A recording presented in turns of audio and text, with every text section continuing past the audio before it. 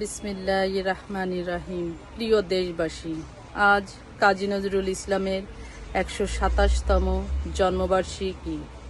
কাজী নজরুল ইসলাম ছিলেন বিদ্রোহ, সাম্য, মানবতা, ভালোবাসার কবি।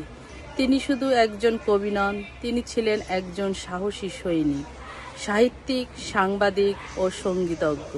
তার লেখনী অন্যায়, অত্যাচার ও শোষণের বিরুদ্ধে মানুষকে জাগ্রত করেছেন, তাই তিনি বিদ্রোহী কবি নামে পরিচিত। ছোটবেলা থেকেই তিনি সাহিত্য সঙ্গীতের প্রতি গভীর অনুরাগী ছিলেন। তার বিখ্যাত কবিতা বিদ্রোহী বাংলা সাহিত্যকে নতুন শক্তির চেতনা দিয়েছে। নজরুল সাম্যের কবি ছিলেন। তিনি ধর্ম, বর্ণ, জাতিগত ভেদাভেদ ভুলে মানবতার কথা বলেছেন। তার ভাষায় গাহি সাম্যের গান, মানুষের চেয়ে বড় কিছু নাই, নহে কিছু মহিয়ান। তিনি অসংখ্য গান, কবিতা, গল্প, প্রবন্ধ রচনা করেছেন। তার লেখা ইসলামী গান, দেশাত্মবোধক গান ও প্রেমের গান আজও মানুষের হৃদয় অমলিন।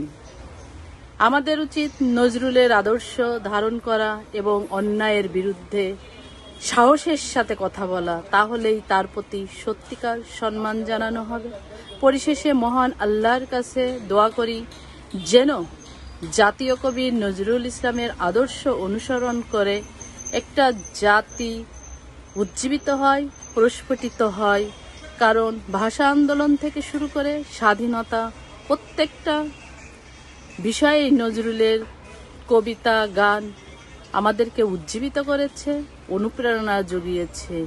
সেই নজরুলের উজ্জীবিত এবং অনুপ্রেরণার যে উৎসগুলি, এগুলো আমাদের নতুন প্রজন্মের কাছে পৌঁছে দিতে হবে। তাহলেই নজরুলের প্রতি যে সম্মান, ভালোবাসা, সেটা বাস্তবে আমরা বাস্তবায়ন করতে পারবো। না হলে নজরুল হারিয়ে যাবে কালের বিবর্তনে। ধন্যবাদ সবাইকে।